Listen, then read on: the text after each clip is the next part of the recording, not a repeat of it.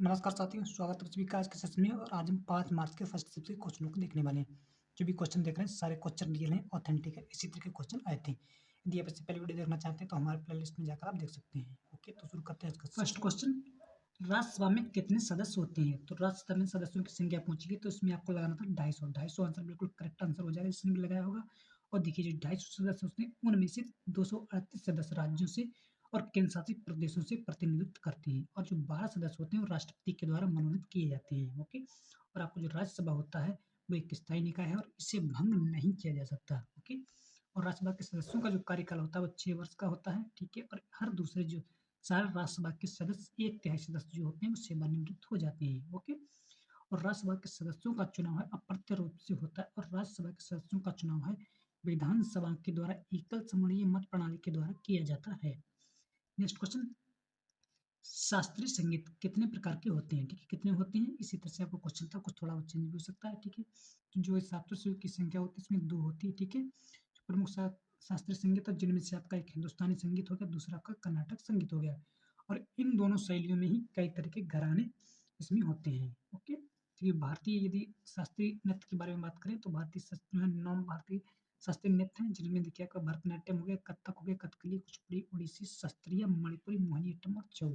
ठीक है, ओके, तो शास्त्रीय नृत्यों की संख्या कितनी हो गई? 9 हो गई है। ओके, और बाद में सांस्कृतिक मंत्रालय ने छऊ को शास्त्रीय नृत्य की सूची में शामिल कर लिया है। ठीक है, और शास्त्रीय नृत्य की उत्पत्ति नाट्य शास्त्र हुई। इसके साथ साथ जो भरत मुनि थे, भरत मुनि के ग्रंथ उनका नाट्य शास्त्र, उसमें नृत्य का सर्वप्रथम उल्लेख मिलता है। नाट्य शास्त्र में हुई प्राचीन नृत्य कलाओं की 4 प्रवृत्तियों का भी उल्लेख किया गया है। Next question. मौलिक अधिकार का उल्लंघन करने पर रिट कौन जारी करता है? ठीक है, देखिए तो मौलिक अधिकार का उल्लंघन होने पर तो देखिए उच्च न्यायालय और सर्वोच्च न्यायालय दोनों लोग जो हैं वो रिट जारी कर सकते हैं। ठीक है, आपका जो उच्च न्यायालय है वो अनुच्छेद 226 के तहत रिट जारी करते हैं, और आपका जो सर्वोच्च न्यायालय है वो अनुच्छेद 32 के तहत रिट जारी करते हैं। ओके, तो इसके साथ साथ देखिए जो भारत में है मौलिक अधिकार के उल्लंघन के मामले में सुप्रीम कोर्ट और उच्च न्यायालय दोनों रिट जारी करते हैं, और रिट क्षेत्र जो है क्षेत्राधिकार इस आधार पर तय होता है कि संस्था सार्वजनिक कर्तव्यों का पालन करती है या नहीं। केवल वैधानिक निकाय और सरकारी कार्य करने वाली संस्था ही रिट के अधीन होती है। Okay, next question. वो इसके बारे में देखिए मौलिक अधिकारों का यदि उल्लंघन मौलिक अधिकारों के उल्लंघन पर क्या करें? ठीक है, क्या करना चाहिए? तो देखिए यदि आपके मौलिक अधिकारों के उल्लंघन के मामले में पीड़ित व्यक्ति उच्च न्यायालय सुप्रीम कोर्ट के दरवाजे पर खटा सकते हैं, और इसके साथ साथ मौलिक अधिकार के उल्लंघन के खिलाफ अदालत में जनहित याचिका भी दायर की जा सकती है। नेक्स्ट। 2021 का संविधान 21वां संविधान संशोधन के जरिए किस भाषा को जोड़ा गया था? इस तरह से क्वेश्चन था आपको। ठीक है, तो 21वें संविधान संशोधन के जरिए सिंधी भाषा को जोड़ा गया था। ओके, और भारत के जो 21वें संविधान संशोधन था वो संशोधन 1967 के जरिए सिंधी भाषा को 8वीं अनुसूची में जोड़ा गया था। ठीक है, और इस अधिनियम के बाद ही जो 8वीं अनुसूची को शामिल किया गया था। ओके, और इसमें जो भाषाओं की संख्या थी वो 15 हो गई थी। इससे पहले जो थी कितनी 14 भाषाएं थी।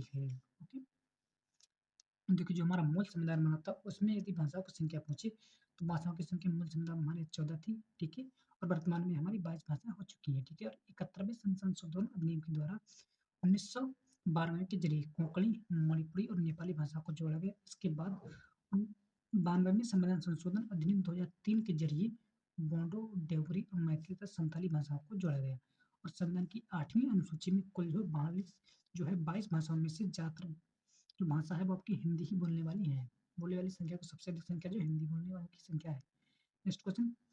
आर्थिक सुधार नीति कब लागू हुई थी? ठीक है, तो आपकी जो आर्थिक सुधार नीति है वो 1951 में लागू हुई थी। इसकी बिल्कुल राइट आंसर होगा जिसने भी लगाया होगा। देखिए आपकी जो आर्थिक सुधार नीति है वे क्या है, इसे उदारीकरण, निजीकरण और वैश्वीकरण की नीति के नाम से भी जाना जाता है। ठीक है, और इस नीति के तहत व्यक्तिगत आय पर लगाए गए करों की दरों में कमी की गई थी, और इस नीति के तहत सार्वजनिक क्षेत्रों की अधिक कुशल और लाभदायक बनाने पर काम किया गया था। ठीक है, और इस नीति के तहत ही बैंकों और बीमा क्षेत्र पर सुधार भी किए गए थे। और इसके साथ इस नीति की जो शुरुआत की बात करें तो प्रधानमंत्री पीवी नरसिम्हा राव और वित्त मंत्री मनमोहन सिंह के समय शुरुआत की गई थी। Next question. बैसाखी त्योहार किस राज्य में मनाया जाता है? तो आपका जो बैसाखी त्योहार है ऑप्शन के अकॉर्डिंग आपको लगाना था पंजाब और हरियाणा, बिल्कुल आपका करेक्ट आंसर हो जाएगा। ठीक है, तो मुख्य रूप से जो आपका त्योहार पंजाब, हरियाणा, पश्चिम उत्तर प्रदेश में मनाया जाता है।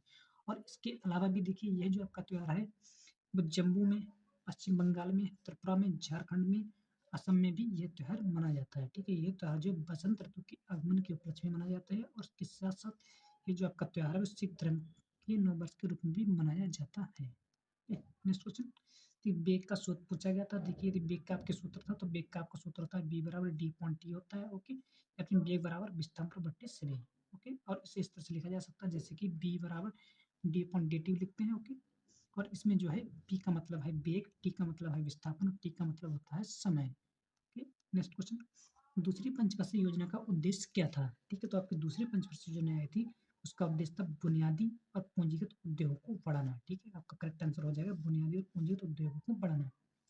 इसके बारे में थोड़ा सा देख लेते हैं कि इस योजना के तहत भिलाई, दुर्गापुर, राउरकेला में हाइड्रो इलेक्ट्रिक पावर प्रोजेक्ट और स्टील प्लांट लगाए गए थे, और इसके अलावा कोयले का उत्पादन भी बढ़ाया था। ओके, बढ़ा था। इस योजना के मकसद के लिए प्रसिद्ध जो है वैज्ञानिक और सांख्यिकी विद प्रशांत चंद्र महानवों से जाने जाते हैं। ओके, जो आपकी दूसरी पंचवर्षीय थी महानवों मॉडल पर आधारित थी। नेक्स्ट क्वेश्चन, अनुच्छेद 21 ए किस संशोधन संवैधानिक संशोधन अधिनियम के द्वारा पेश किया गया था? ठीक है, तो आपका 21वीं संशोधन अधिनियम आपका है वो 86वीं संविधान संशोधन के लिए जो है जारी किया गया था, और ये जो संशोधन अधिनियम था वो 2002 के तहत जोड़ा गया था, 2002 में। ओके, और ये इसमें कहा गया था कि इस अनुच्छेद के तहत 6 से लेकर 14 साल के बच्चों को मुफ्त और अनिवार्य शिक्षा देने का प्रावधान करता है, और इस अधिनियम के जरिए ही राज्य को बच्चों के लिए उचित स्कूली शिक्षा, शैक्षिक अवसर मुहैया कराने का आदेश दिया गया। ओके, और इस अधिनियम को इस अधिकार को व्यवहारिक रूप देने के लिए संसद ने निःशुल्क और अनिवार्य शिक्षा अधिनियम 2019 पारित किया गया था, और इसके साथ 2019 में पारित किया गया, और ये जो अधिनियम था वो 1 अप्रैल 2010 को लागू भी हो गया था, और इसे जो है शिक्षा का अधिनियम या आरटी राइट टू एजुकेशन अधिनियम के नाम से भी जाना जाता है। ओके, नेक्स्ट क्वेश्चन, शक्ति अभ्यास भारत और किस देश के बीच हुआ था होता है? ठीक है, तो आपको जो शक्ति अभ्यास है वो भारत और फ्रांस के बीच होता है। ठीक है, तो फ्रांस में बिल्कुल करेक्ट आंसर हो जाएगा। इसके साथ साथ देखिए आपके जो महत्वपूर्ण इंपॉर्टेंट युद्ध अभ्यास है उनको भी देख लेना। ठीक है, पूछा जा सकता है, मोस्ट इंपॉर्टेंट है कि हर एग्जाम में इस तरह के क्वेश्चन मुझे ही पूछे जाते हैं। ठीक है, तो जितने इंपॉर्टेंट पॉइंट है सभी को देख लेना। देखिए, आस्ट्रा हिंद आपका होता है भारत और ऑस्ट्रिया के बीच होने वाला एक वार्षिक सैन्य अभ्यास। उसके बाद कोंकण शक्ति आपका होता है भारत और यूनाइटेड किंगडम के बीच होने वाला एक त्रिसेबा संयुक्त अभ्यास है। और इक्विवेरियंट आपका है भारत और मालदीव के बीच होने वाला एक सैन्य अभ्यास है। और आपके हरमो शक्ति जो है आपकी भारत और मलेशिया के बीच होने वाला एक सैन्य अभ्यास है। ठीक है, और इसके साथ आपकी संप्रति, तो संप्रति के बारे में देखते हैं, तो जो आपका संप्रति युद्ध अभ्यास है ये आपका भारत और बांग्लादेश के बीच होने वाला एक सैन्य अभ्यास है। और आपका मित्र शक्ति युद्ध अभ्यास, तो आपका मित्र शक्ति अभ्यास अब जाता है भारत और श्रीलंका के बीच होने वाला एक वार्षिक सैन्य अभ्यास है। नेक्स्ट क्वेश्चन, मुगल साम्राज्य का अंत किस मुगल सम्राट के साथ हुआ था? ठीक है, तो मुगल साम्राज्य का जो अंत है बहादुर शाह जफर के साथ हुआ था। ठीक है, लेकिन जो अंतिम मुगल सम्राट था वो बहादुर शाह जफर था, बहादुर शाह द्वितीय भी इसे कहते हैं। ओके, इसको हम थोड़ा सा देख लेते हैं। देखिए, जो बहादुर शाह जफर है वो आखिरी मुगल सम्राट थे, और वह जो थे 21 सितंबर 1957 को उन्होंने ब्रिटिश ईस्ट इंडिया कंपनी की सेना के सामने आत्मसमर्पण कर दिया था। 1857 के विद्रोह में उन्होंने भारतीय सिपाहियों का नेतृत्व किया, और इसके साथ साथ युद्ध में हार के बाद अंग्रेजों ने उन्हें बर्मा भेज दिया था, जहां उनकी मृत्यु हो गई थी। नेक्स्ट क्वेश्चन, शर्करा में अल्कोहल मिलने से कौन सी प्रतिक्रिया होती है? ठीक है, तो जो शर्करा में अल्कोहल जब मिलाते हैं तो इस प्रक्रिया जो होती है उसको हम किण्वन कहते हैं। ठीक है, तो किण्वन इसमें आपका बिल्कुल करेक्ट आंसर हो जाएगा। देखते हैं किस तरह की क्रिया है। देखिए, ये जो आपकी है ये एक जैव रासायनिक क्रिया है जिसमें ईस्ट या बैक्टीरिया की मदद से शर्करा को अल्कोहल और कार्बन डाइऑक्साइड में परिवर्तित किया जाता है। ओके, किण्वन प्रक्रिया का इस्तेमाल खाद्य उत्पादन में भी किया जाता है, और जैसे कि ब्रेड, पनीर और दही तथा बियर बनाने में। अल्कोहल उद्योग में किण्वन अल्कोहल पेय पदार्थों के उत्पादन में एक अहम कदम है, और किण्वन प्रक्रिया का जो मुख्य उद्देश्य है वो आवासीय परिस्थितियों में कोशिकाओं के लिए ऊर्जा मुद्रा एटीपी का उत्पादन भी करना है। ओके, नेक्स्ट क्वेश्चन, दो नदियों के बीच के क्षेत्र को क्या कहते हैं? दोआब इसमें आपका बिल्कुल करेक्ट आंसर हो जाएगा। ठीक है, दोआब दो नदियों के बीच जो है जो क्षेत्र है उसको दोआब कहते हैं, और दोआब जो शब्द है दो प्लस आप यानी कि पानी शब्दों से मिलकर बना है। दोआब जो है दो नदियों के बीच की उपजाऊ जमीन को कहा जाता है, और दोआब शब्द का जो इस्तेमाल है खासतौर पर गंगा तथा यमुना के बीच की भूमि के लिए किया जाता है। ये जो क्षेत्र आपका है उत्तर प्रदेश में शिवालिक पहाड़ियों से लेकर इलाहाबाद की दोनों नदियों के बीच संगम तक फैला हुआ है।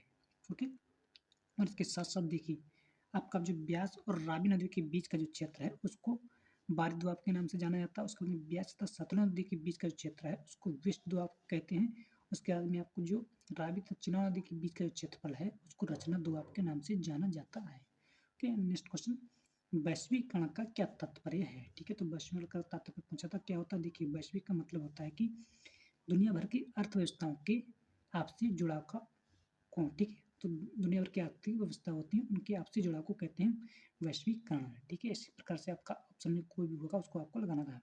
ठीक है, ये एक प्रक्रिया है जिसके जरिए देशों के बीच व्यापार तथा निवेश बढ़ता है तथा वैश्वीकरण को भूमंडलीकरण या विश्वव्यापीकरण भी कहते हैं।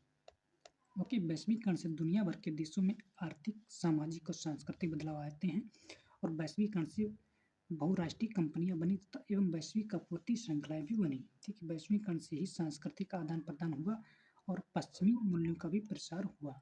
ओके, नेक्स्ट क्वेश्चन, राज्य के नीति निर्देशक सिद्धांत किस भाग के अंतर्गत हैं? ठीक है, तो इस तरह से भी क्वेश्चन था आपका एक, तो इसमें आपको राइट आंसर लगाना था भाग 4 के अंतर्गत आते हैं। ठीक है, तो ये जो है राज्य के नीति निर्देशक सिद्धांत आपके जो है भाग 4 और संविधान के अनुच्छेद 36 से 51 के अंतर्गत आते हैं। ठीक है, मोस्ट इंपॉर्टेंट है, हर एग्जाम में इस तरह का क्वेश्चन नीति निर्देशक सिद्धांत से संबंधित क्वेश्चन आता ही आता है। ठीक है, तो सारे पॉइंट इंपॉर्टेंट है। ओके, इस सिद्धांत का मकसद है कि देश की कल्याणकारी राज्य बनाना और सभी नागरिकों के लिए सामाजिक और आर्थिक न्याय देना।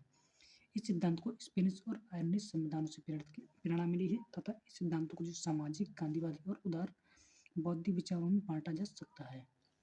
ओके, तो ये आपके जो सिद्धांत के विधायिका, कार्यपालिका और प्रशासन के लिए संवैधानिक निर्देश देते हैं। नेक्स्ट क्वेश्चन, पुर्तगालियों का संबंध किस स्थान से था? ठीक, यानी किस स्थान के रहने वाले थे पुर्तगाल? तो पुर्तगाल आपके जो थे वो दक्षिण पश्चिम यूरोप के एरेबियन प्रायद्वीप में स्थित देश के हैं। ठीक है, तो आपको क्या दक्षिण पश्चिम एरेबियन प्रायद्वीप, इसी तरह से आपका ऑप्शन कोई भी होगा। ठीक है, और यह जो है इसकी स्पेन की सीमा से लगा हुआ है। ठीक है, भारत में जो आए हुए यूरोपियों में सबसे पहले जो पुर्तगाली आए थे, ठीक है, जितने भी यूरोपीय आए थे उनमें सबसे पहले पुर्तगाली ही आए थे। और जो वास्को डी गामा था 1498 ईस्वी में भारत के कालीकट जो कि अब कोझिकोड है वहाँ पहुंचे थे। ठीक है, और उसके बाद जो थे भारत ने जो पुर्तगालियों ने भारत के पश्चिमी तट पर व्यापारिक चौकियां स्थापित भी की थी।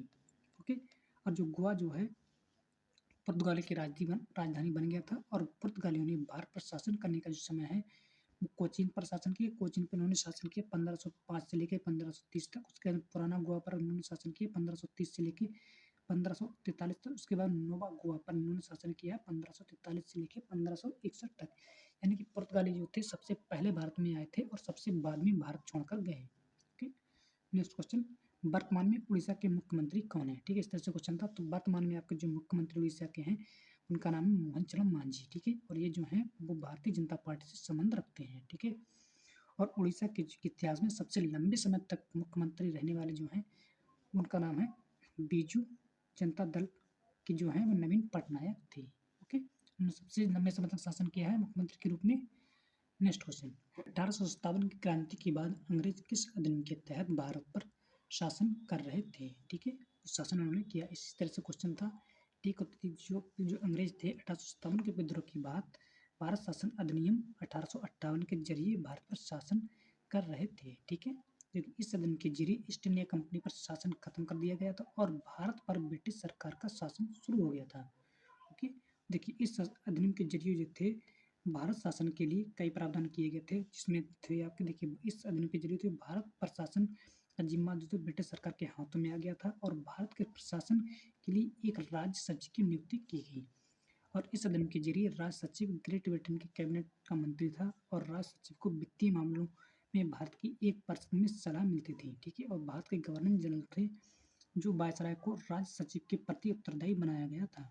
ओके, जो आपका गवर्नर जनरल होता है वो इंग्लैंड की रानी का वायसराय भी होता था।